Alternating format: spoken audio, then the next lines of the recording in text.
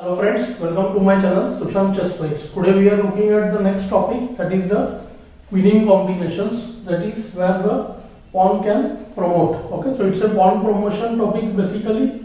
It need not become just queen only, it can be anything. Okay, queen, rook, bishop, knight, whatever is good for the situation. So this is the first position here. These are at the intermediate level. We have done a pawn promotion topic before also. And here I am trying to take the positions from easy to difficult. So let's get started. This is the first position here. Black to play. We can see that the black pawns are somewhat advanced. Materially, black is pawn up. And what we see here, if black plays h2 immediately, there can be rook h1 attacking the pawn, and the pawn will not queen immediately. So what black noted here, that his rook is very active, white rook is just a defender, and he noted that the rook is guarding the h1 square. So it is defender of h1 square. Although it attacks the knight, but right now the knight is very well protected. This knight on d4 well placed, centralized, but it is out of action. The action is happening on this side of the board. The knight is far away from there. So black noted easily that this rook is the defender, and he got the move. See, the candidate moves are there. We don't have any check right now. So to attack the rook, there are only two ways. One is h2, and the other move which black got, that is re1. Immediately attacking the rook, deflecting it. Now see, rook has no place to move. After the move knight e2, to support the rook, then rook takes the rook, knight takes and h2, and next move the pawn will queen. The pawn attacks the knight. If the knight moves, pawn would promote to a queen. White took rook into e1. After knight e1, of course king cannot take e1 because of h2 and h1 queens. White tried knight f5, but as we can see, after the move h4, there is no knight g3, which would have protected the h1 square. The problem here is the knight takes most time to come one square diagonally away from it. Okay, so it will take around 4 moves to reach there. So see, 1, 2, 3 and 4. So he doesn't have those many moves. Pawn is spinning in 2 moves. So the best option would be just to take the knight, take whatever is available, and after h2, king f2, black pawn promotes to a queen, and black queens again. Let's look at the next position here. We see that white has got 2 pieces against the rook. Usually 2 pieces are stronger than the rook. And here we see that white has more pawn also, extra pawn. So 4 pawns versus 3 pawns. Usually what happens, rook and 1 pawn are slightly less than bishop and knight. Okay, sometimes in the extreme endgame it can be equal. So the problem here is, we know that with the knight, whenever knight is fighting against a rook pawn passer, a passed pawn which happens to be a rook pawn, the knight struggles the most because it has only one side to defend the progress of that pawn. So here what happens, again like the previous position also we saw same thing. Now here what happens, black would have played the move h3, and after g into h3, rook check. Okay, now the king can go to d4 or d2 to protect these pawns, and after the move rook f3 here, white would first attacking the rook, let him take h3 and then take gf5. So there is knight and pawn for the rook, and converting this position would be very difficult. Okay, so we should know one more thing, that just rook versus knight is mostly drawn if the knight is not stuck at some place, or if the king position is not really very bad. So knight and king should be close to each other. Then the knight versus rook positions, just knight versus rook positions are drawn without any pawns. Black had another move at hand. He did the other way around. First rook a3 check, rook gives check to the king, forces the king to move, and now after the king move kd2, king is trying to head towards the passed pawn. Rook takes the bishop, deflecting the pawn on g2, forcing to take If now the pawn is not taken, then there are 2-3 problems. First, if we do ke2 here, black can just protect the rook by going to c3, attacking the c2 pawn. He is able to take the pawn f into g4 and then anyways play h3. Let's say for example after the move kd2, there can be the move f into g4, king takes c3 and pawn reaches h3. We have to be very careful while doing this because many a times the knight manages, gives a check and comes to the g3 square, guarding the queening square of the pawn. So let's say after gh3, let's see if the knight is able to make it there. So the knight would have been required on either d2 or any square which would come to e4 with a check. But after the move knight c4, h2, knight e3, the pawn queens and black will win the game. So this would have been the main possible position. Looking at a proper defense like move ke2 is very important. We should not assume that only g into f3 is forced. Here after the move g into f3, black did h3 and now we see the knight is unable to reach same way to the g3 square. So same knight c4, h2 and the knight cannot make to g3. Knight d3, h2 still it cannot do. If the f2 square would have been vacant, knight would have come to f2. And if he plays the king here, then also h2 and the king is out of the magic square of the pawn already. So this is the magic square of the pawn. So we have done that in the king and pawn endgame. So this position is winning for black. Let's look at the next position here. The position is very interesting because we see the material imbalance here, rook for rook, and for the f1 rook there are 2 knights, and if we count the pawns we come to know 6 versus just 4. So rook and 2 pawns for 2 knights. Usually rook and 2 pawns can do very well against the 2 knights. Against the rook, 2 bishops are considered most useful, then bishop and knight, and then 2 knights. Generally 2 knights are the weakest against the rook, but here the problem is the king position is bad. Many a times 2 knights cases become special case because the knights together can control a lot of squares. Okay, and here that is what happens in the game. If I tell you that white loses the game because of the c2 pawn, it would be strange, but this is a typical game combination, I think from some famous game. Maybe Korchinoi versus Karpov, and this position is where black attack. Black must have calculated this before sacrificing the c7 pawn. So black has some very useful checks. We will try to solve the position by our method. 2 knights coming to f2, so 2 checks on f2, knight going to g3, and that's about the checks, and there is h3 on attacking move. So captures we just have is 93. That would be another candidate move. So we should start with the moves which are most forced. We see that after the move knight f2, king g1, there is no check. Only knight h3 check, gh, and then there is no check. After the move knight gf2 also, there is kg1. Again the knight is attacked, and then other than knight h3, gh3, again there is no check. So further if we see, we are not getting anything in that. Black should start the calculation with the move knight g3. Okay, after these two at least he should look at knight g3. Many people will look at knight g3 first because it's a fork and it's compelled to be taken. Suppose knight g3 is not taken, then knight just takes f1 and black will be piece up. So knight g3 forced to take hg, then hg3 opens the rook. So see, we reach the third move, that is my move, opponent's move, and then again mine, which is not called third move in chess. We use the term ply. So one move for white and one for black. So it makes one move. So it is a pair of move. So e4, e5 would be one move.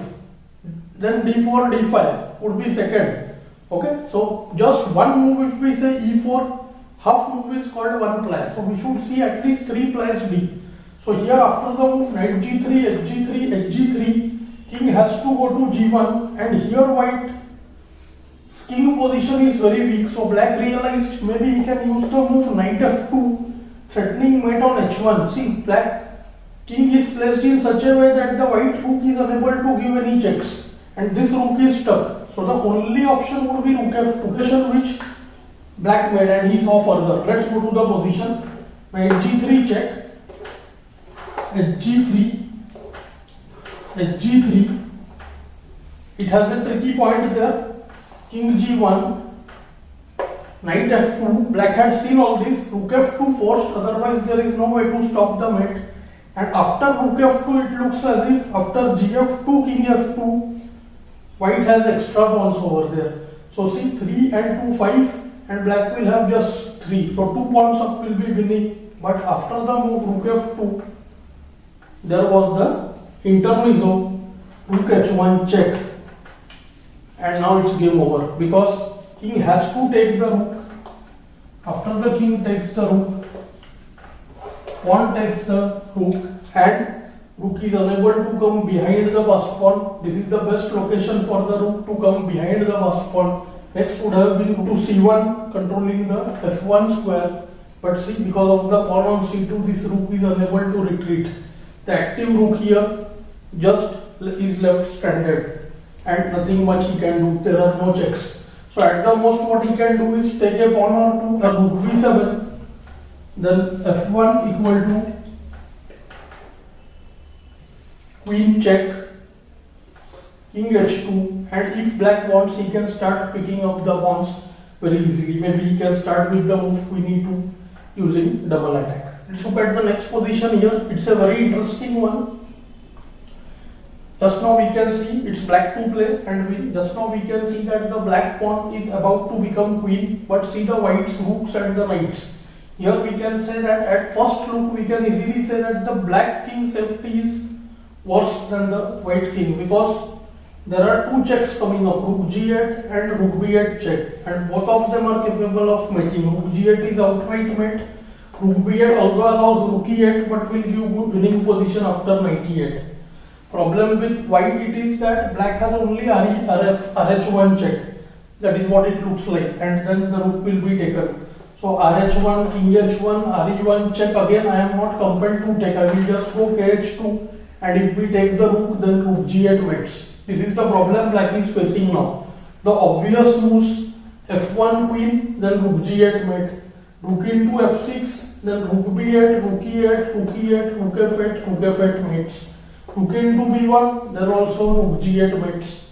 So what we have discussed before, whenever the pawn is not becoming queen with a check, always consider the knight, because queen is not giving check means what? Bishop will not give check, or the rook will also not give check. So queen can attack diagonally and it can attack straight, both like rook and bishop. Okay. Sometimes rook is, if king is let's say on h3, so f1 rook can help. We have seen one such endgame before, where pawn became rook instead of queen, and white won that study position. So here black started the calculation with the move f1 equal to knight check. So this is under promotion here. Pawn is becoming a smaller piece rather than becoming a queen. So f1 knight check. Now if the king moves to h1, let's say f1 equal to knight check. King goes to h1, then very easy. Knight g3 double check. First blocking this rook's path, and after the only moves in a double check, the king has to move. Black will just take the rook. And now if we take this knight, black will take the other knight. So that will leave him with rook and a knight extra. Okay. White played the move kg1. Now again the problem is, if we do knight e3 check to take the rook, then rook takes rook.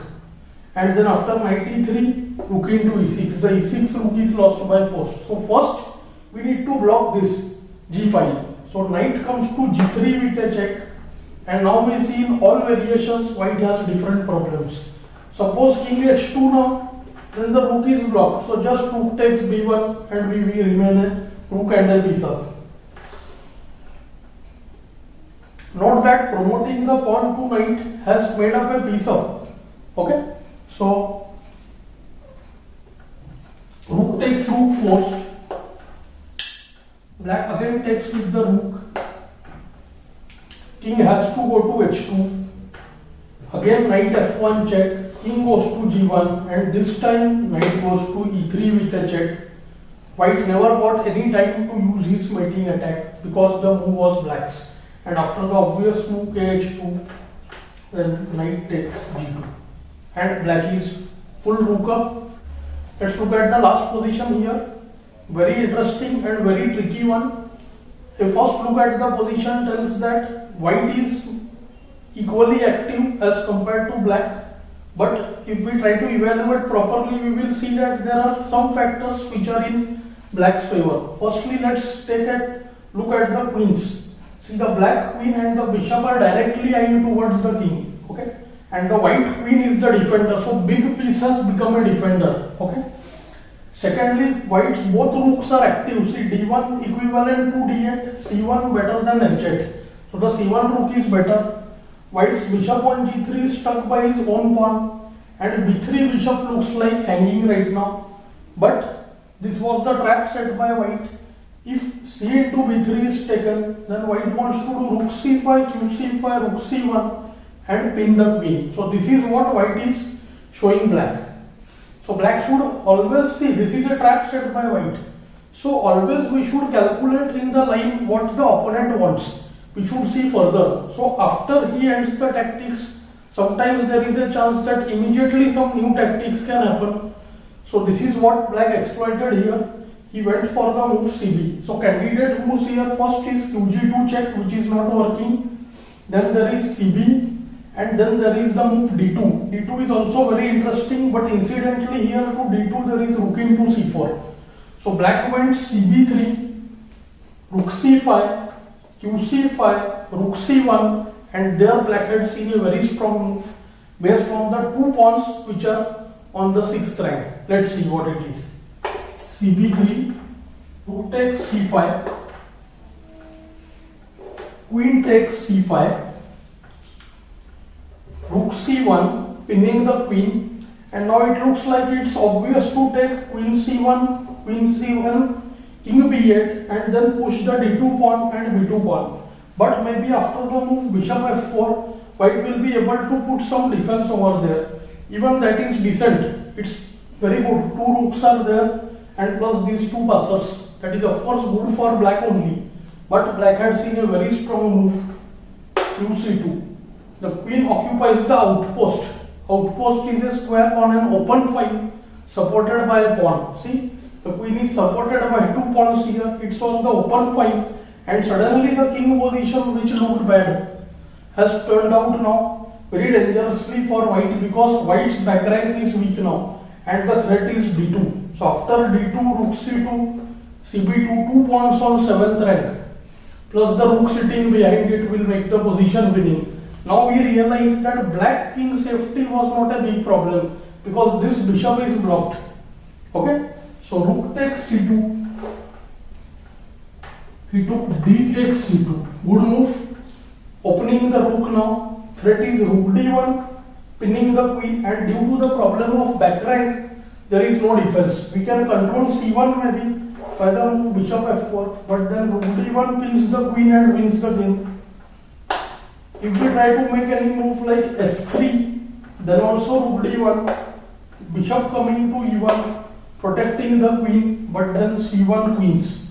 After c1 queen, there are no checks and the game is gone. Last chance here could be qc4 check, king b8, and now taking on b3. But if you take on b3 right now, then rook d1 mates instantly. And if we try to save the back rank by the move h3 or h4, then simply rook comes to d1 with a check, king goes to h2, and then again c1 queen, and we see that black has become two rooks up and the position is winning. Okay, so this was all about winning combination. It was at the intermediate level. I hope you must have enjoyed these positions. Do like, share and subscribe the channel. Thanks for your time.